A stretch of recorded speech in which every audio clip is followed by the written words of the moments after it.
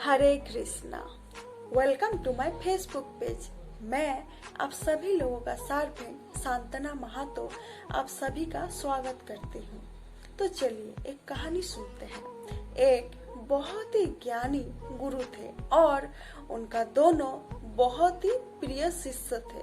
तो उन्होंने पास बुलाया दोनों शिष्यों को और बोले कि मैं ना तुम दोनों को 100 रुपए देती हूँ और एक दिन के बाद मैं तुम दोनों का रूम में चेक करने के लिए जाऊंगी कि 100 रुपए में ज्यादा से ज्यादा कितना सामान में रूम भर पाते हो। तो धीरे धीरे एक दिन तो बीत गया। फिर वो गुरु पहले वाले शिष्य के रूम के अंदर गए और देखे कि बहुत बदबू आ रहा है, लेकिन पूरा रूम सामान से भरा हुआ था। तो सोचिए ऐसा कौन सा सामान होगा कि 100 रुपए में इतना ज्यादा सामान मिल गया और रूम भी भर गया। सोचिए अरे कचरा था, कुछ नहीं था। कचरा तो ऐसे ही सस्ते में मिल जाता है, रास्ते में फेंक देता है, कोई घर में नहीं रखना चाहता है। तो वो शिष्य बहुत ही चालाक था, 100 रुपए में कचरा भर के रखा था रूम में।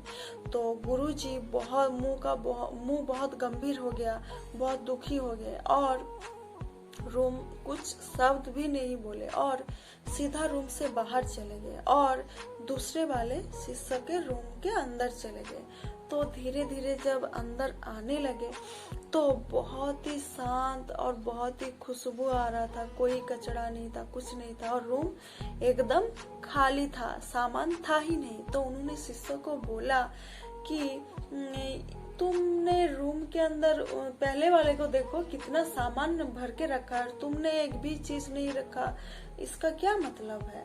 पैसे का क्या किए तुम?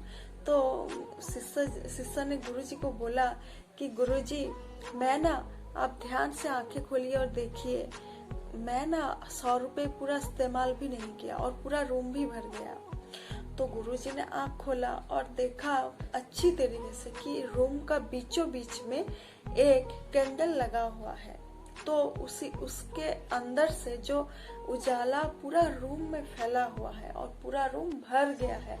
तो गुरुजी बहुत ही खुश हो गए और शिष्य के इस शुभ चिंतक विचार से बहुत ही आनंद महसूस किए और बोले कि ये ज्ञान तुम्हें कहाँ से प्राप्त हुआ?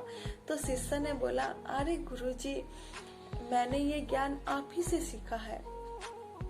तो हम लोग कहने का तात्पर्य ये है कि हम लोगों के पास भी बहुत कुछ चीज होता है, धन होता है, संपत्ति होता है, हम लोगों को उसका सही यूज करना है, बस और कुछ नहीं। जैसे मान लीजिए ये फोन है, जिस तरीके से मैं वीडियो बना रही हूँ, तो ये फोन भी सबके पास होगा, महंगा वाला या कम महंगा वाला फोन तो होगा सबके पास, नेट भी होगा, लेकिन उसका सही यूज करने वाला होना चाहिए। नहीं तो आप देख सकते हैं कि इंटरनेट के माध्यम से कितना सारे जिंदगी बर्बाद हो रहे हैं, क्योंकि हम लोग इसका सही यूज नहीं कर पाते हैं। ठीक इसी तरीके से हम लोगों का जितना भी सामान है ना, चीज है ना, उसका सही तरीके से उपयोग करना है, तभी हम लोगों का जीवन सफल बनेगा। तो कैसे हम लोग ये कर पाएंगे? तो इसका एक ही माध्यम है, वो क्या है? शास्त्र फॉलो करना। तो अब शास्त्र हम बोले हैं तो आप लोग बहुत कुछ दिमाग में चल रहा है कि शास्त्र क्या क्या, संस्कृत होगा, ये होगा, वो होगा, समझ में नहीं आएगा, दिमाग इधर से घुसेगा, इधर से बाहर निकलेगा। इतना सोचने की जरूरत नहीं है।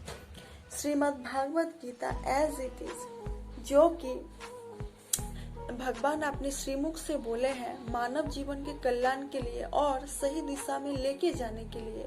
और हमारे पूज्यपाद गुरु श्रील प्रभुपाद जी ने इसका जो मीनिंग है, तात्पर्य है, बहुत ही सरल भाषा में हम लोगों के लिए लिखा है, ताकि हम सही से इसको समझ पाए और अपनी जिंदगी में इसको उतार पाए और सही दिशा में आगे बढ़े। तो आप लोग भी इसी तरीके से हर चीज का सही इस्तेमाल कीजिए और गलत चीज से, गलत रिश्ते से, नेगेटिविटी से दूर रहिए और शास्त्र का फॉलो करते रहिए। और Shrimad Bhagavat Gita as it is, इसको ध्यान से हर रोज एक एक श्लोक पकड़ पकड़ के समझ के पढ़िए अगर समझ में नहीं आता है फिर से पढ़िए, फिर से पढ़िए, फिर से पढ़िए।